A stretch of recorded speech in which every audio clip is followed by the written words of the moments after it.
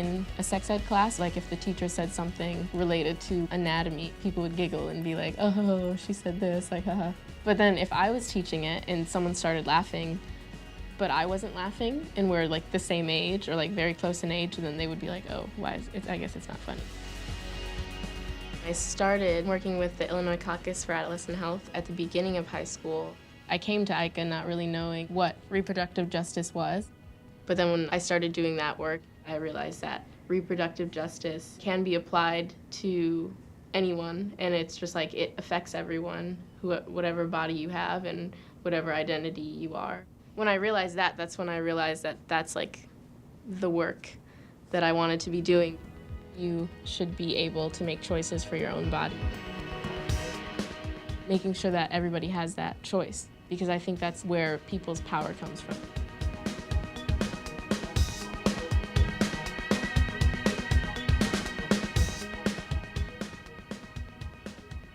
I grew up in Little Village, and I worked at the local Burger King. I worked my way up, became a manager, trainer, all of that.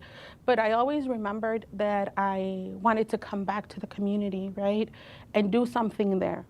I am the director of the Immigration Legal Services Program and Latinos Progresando, that helps the undocumented population legalize their status. There is a focus for victims of domestic violence.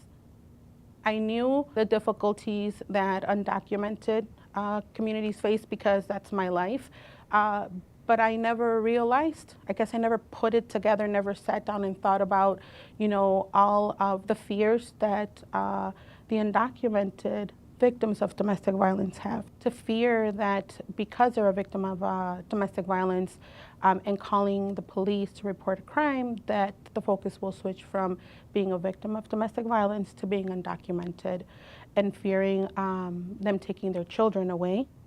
In a lot of countries that we work with, women and girls think that's just part of being a female. Women need to understand that it's okay for you to have goals. It's okay if you're going through a very difficult situation, because what's even better is that you have an opportunity to get out of those situations.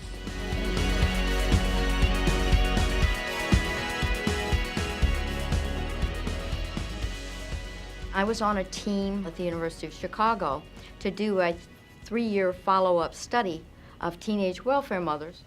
I started looking at birth intervals and what was happening to these young mothers when the second baby came right away. The research showed that although many young women can make it with 1 baby, 2 is wipeout.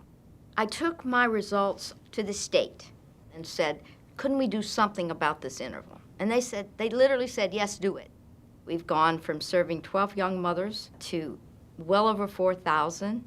We have the highest graduation rates among young mothers in the country, and our young mothers are some of the very youngest. They all have had a baby before the age of 18, and they all live in poverty.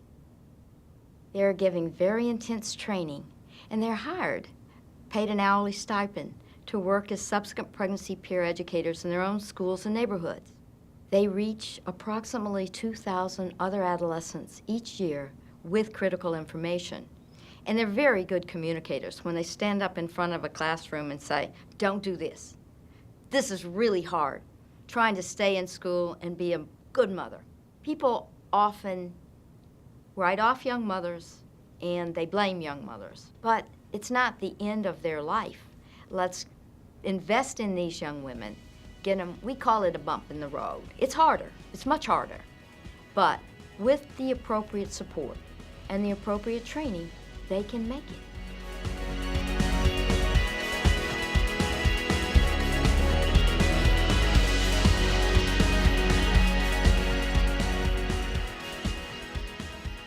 One night in high school, I was sitting under my hair dryer, trying to make it straighter.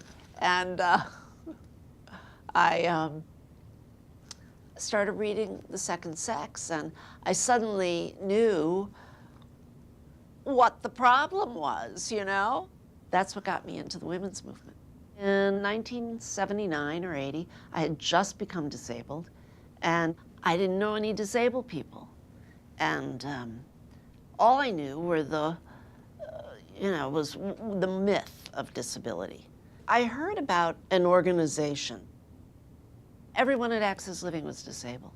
It was really nice, you know? The sentence, disability rights. Such a beautiful combination of words. I was already organizing youth as part of my work at Access Living. And I had the opportunity to work just with young girls. I wanted them to develop a positive disability identity because they weren't going to get that anywhere else. I thought it was really important to talk as much as possible about sexuality, reproductive rights, and everything that goes with that. Do you think other people think your body belongs to them? Yeah. Like who?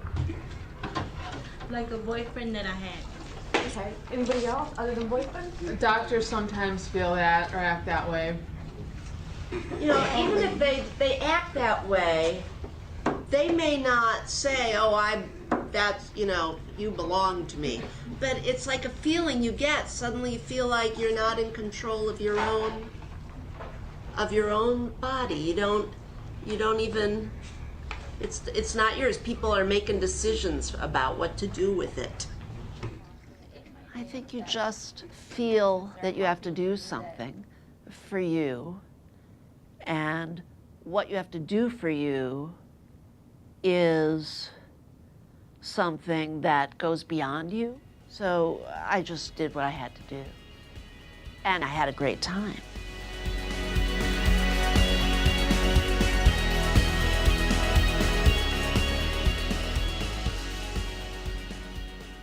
Lucia is a true original.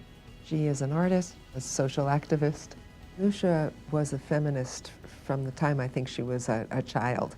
She was very strong-willed. She believed that women should have the capacity to realize their own potential. I met Lucia in 1979. She was interested in starting a women's foundation. All of the large foundations were run by men. It was unusual and again, courageous for a philanthropist to stand up and say, I'm really interested in women's issues, and I think you should be too. Lucia decided in 1983 to start the Sophia Fund. It was a way to inspire other donors to become more public about their giving to women's organizations and to encourage lots of people, especially women, to use their resources to support women and girls' issues. People started coming to us and saying, well, we're interested in this too. So we decided to actually start the Chicago Foundation for Women. Lucia taught a lot of us about philanthropy. She really felt deeply that money was just another resource and another kind of energy, and that she wanted to make as much change as she could with the dollars that she had to give.